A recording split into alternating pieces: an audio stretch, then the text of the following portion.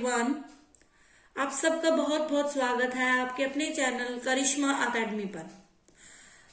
जैसे आपको पता है, हम retirement of a partner chapter कर रहे हैं, जिसमें हमने बेसिक लगभग कंप्लीट कर लिया।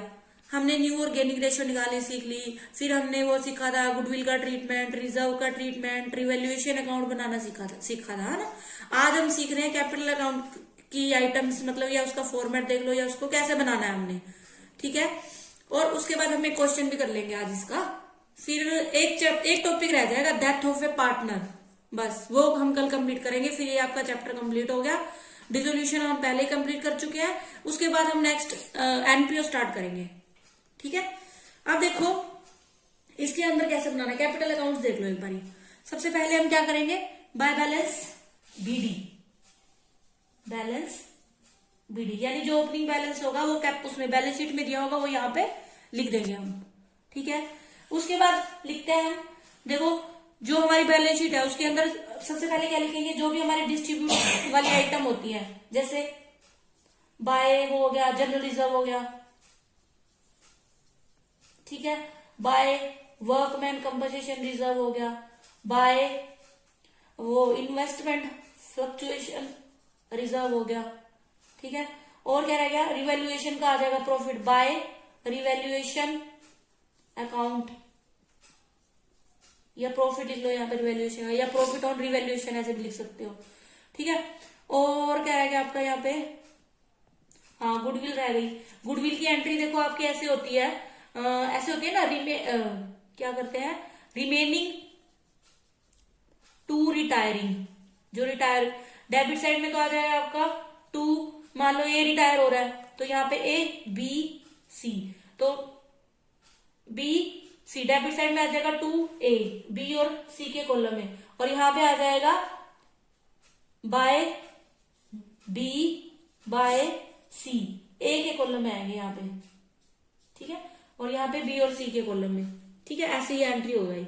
उसके बाद इस साइड का आप देखोगे तो हमारी जो हो जाएगा एडवर्टीजमेंट सस्पेंस अकाउंट, वो प्रॉफिट एंड लॉस का बैलेंस भी हो सकता है ना, लॉस हो सकता है, और यहाँ पे भी हो सकता है by profit and loss debit balance, sorry profit and loss account credit balance, यहाँ पे क्रेडिट यानी प्रॉफिट और ये वाला लॉस, ये हमारी बैलेंस, ये हमारा क्या है कैपिटल अकाउंट है, सॉरी क्या है, ये हमारा कैपिटल अकाउंट है। फिर हमने क्या करना है, इनका टोटल मार लेना है, ठीक। टोटल मार के अब सपोज करो मैंने माना था ए रिटायर हो रहा है, तो ए का जो बैलेंस है वो निकाल के हम क्या कर देंगे, उसके लोन अकाउंट में ट्रांसफर कर देंगे, यहाँ पे लिख देंगे टू एज लोन अकाउंट, ठीक है। मतलब उसी में तुरंत तो देते नहीं है, या तो थोड़ी देर दिनों बाद दे देंगे या अगले साल दे देंगे, जैसे भी, तो हम तब तक लोन अकाउंट में ट्रांसफर रखते हैं जब तक हम उसका अमाउंट देते नहीं है।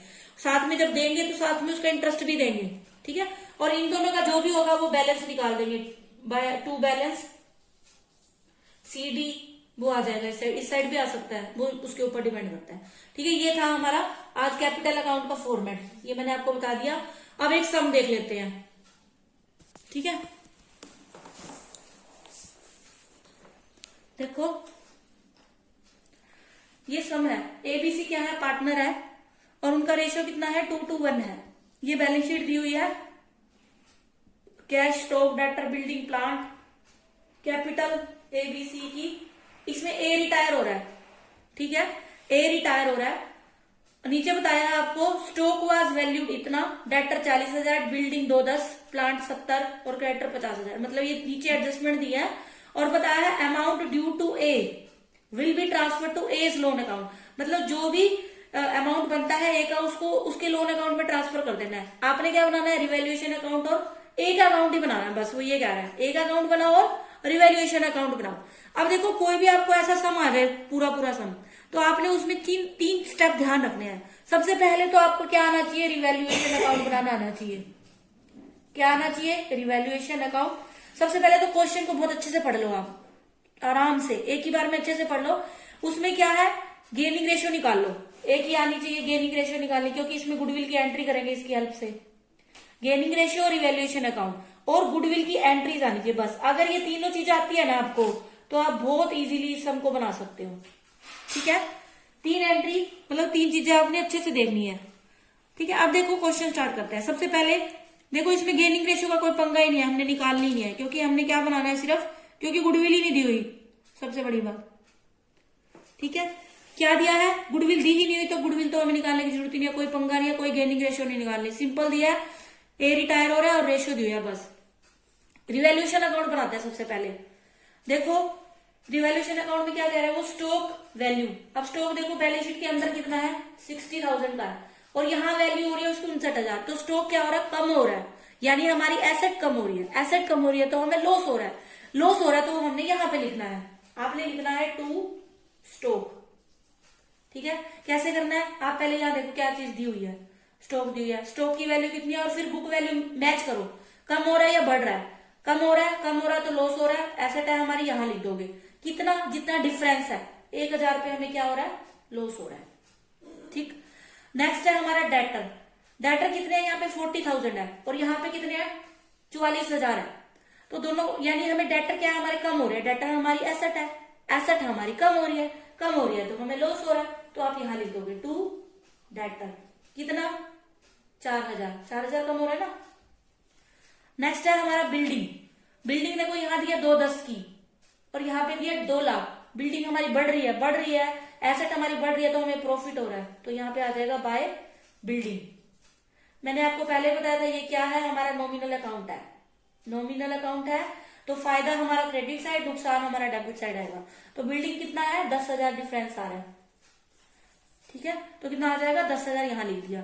नेक्स्ट है हमारा प्लांट 70,000 का और यहाँ प्लांट 80,000 का है, प्लांट कम हो रहा है, 10,000 का हमें लॉस हो रहा है, तो लॉस हो रहा है, प्लांट हमारी एसेट होती है, एसेट हो रही है कम, तो यहाँ पे आ जाएगा प्लांट कितना, 10,000। ठीक है, उसके बाद है हमारा एक रहेगा क्रेडिटर्स। क्रेडिटर्स कितने, 50, और बैलेंस शीट के अंदर लाइबिलिटी साइड कितने दिया, 60,000 दिया है। अब क्रेडिटर्स हमारी लाइबिलिटी है, लाइबिलिटी हमारी कम हो रही है, कम हो रही है तो हमें प्रॉफिट हो रहा है, हमें कम पे करना पड़ेगा, तो बाय क्रेडिटर्स कितना, 10,000। ठीक, बस और कुछ नहीं है, तो अब क्या करेंगे, हम इसका टोटल मार लेंगे, 20,000 आ जाएगा, और इसका आ रहा है 10, 4, 14 और 1, 15, यानी हमारे पास इसका टोटल आ रहा है 15,000, यानी लॉस, खर्चा लॉस कम हो रहा है और इनकम ज्यादा हो रही है, मतलब 20,000 ये ज्यादा है, तो हमें क्या हो रहा है, 5,000 का प्रॉफिट हो रहा है। जो 5,000 का प्रॉफिट है वो क्या आ जाएगा, टू, आप लिख दोगे to profit on revaluation account transfer to A's capital, B is capital, C is capital. ठीक है, यहाँ पे भी टोटल कर दो 20,000 और यहाँ पे लिख दो 5,000। इस 5,000 को 2 to 1 में बांट दो, यानी कितना आ जाएगा, 2,000 और 1,000। ठीक है, ये हमने बना लिया हमारा रिवैल्यूएशन अकाउंट।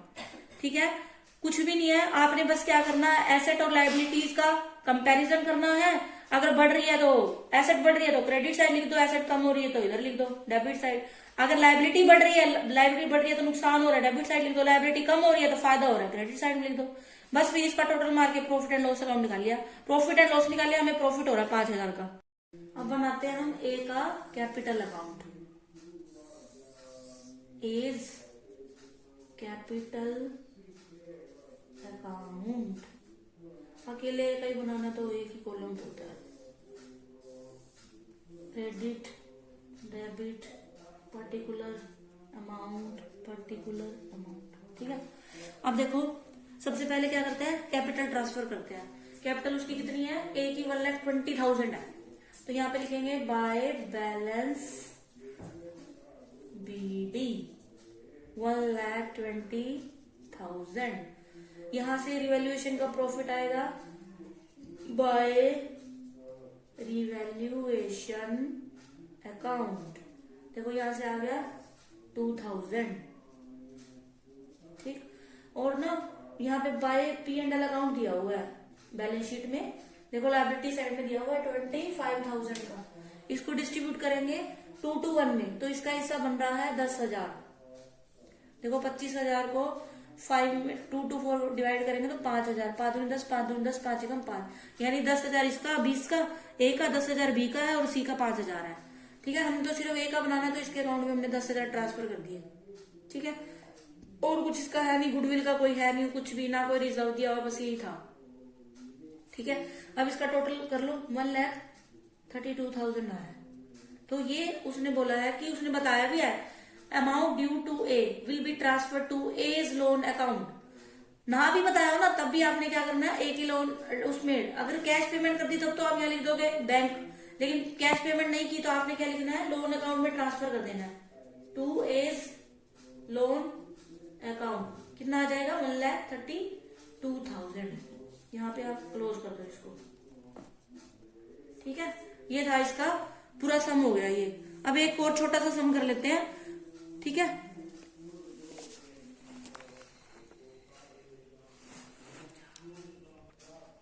अब देखो एक और सम है छोटा सा। XYZ क्या है, पार्टनर है, ये उसमें आया हुआ है लास्ट ईयर के एग्जाम में, कंपार्टमेंट वाले एग्जाम में आया हुआ है। ठीक है, XYZ क्या है, पार्टनर है, रेशियो क्या है, 3:2:2 के लिए है। बोल रहा जेड रिटायर्ड हो रहा है and the amount due to him was ₹85,000। यानी जेड रिटायर हुआ, उसकी तरफ 85,000 रुपये बनते हैं, यानी फर्म ने उसको 85,000 रुपये देने हैं। ही वॉज पेड ₹5,000 इमीडिएटली, 5,000 तो उसको तुरंत दे दिए। ठीक है, बाकी वो कह रहा है pass general entries for recording the same on the date of जेड्स रिटायरमेंट। वो कह रहा है कि इस बाकी ट्रांजेक्शन के लिए, जो भी ट्रांजेक्शन है उसके लिए आपने जेड की रिटायरमेंट के टाइम एंट्री बनानी है, मतलब जनरल एंट्री बतानी है। इसमें से जनरल एंट्री आ जाती है, गुडविल की भी आ सकती है, गेनिंग रेशियो भी निकालना आ सकता है, न्यू रेशियो और गेन मतलब आ सकता है, आप ध्यान रखना इस चीज का। ठीक है, अब देखो जनरल एंट्री करते हैं। यहाँ पे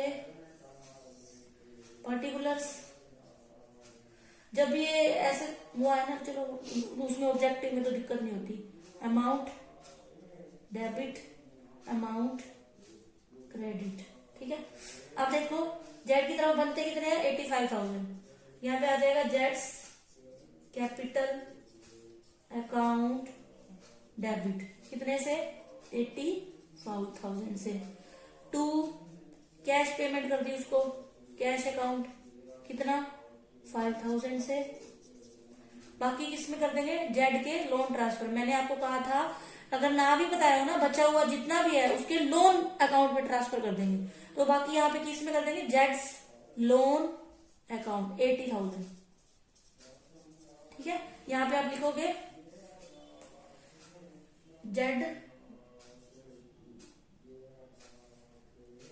Jades amount transfer to Jades loan account. ठीक है, इस टाइप के समझ आते हैं। ये था हमारा आज का टॉपिक। अब हमारा एक रह गया डेथ ऑफ अ पार्टनर, वो हम कल कंप्लीट कर लेंगे, बस फिर ये चैप्टर हो गया कंप्लीट हमारा। ठीक है, उसके बाद नया चैप्टर स्टार्ट करेंगे। आई होप आपको अच्छे से समझ आया होगा। आप वीडियोस को पूरा देखें, लाइक करें, शेयर करें, कमेंट करें और बेल आइकन को प्रेस कर लें, ताकि मेरी आने वाली नई नई वीडियोस का आपको पता चलता रहे। Thanks for watching.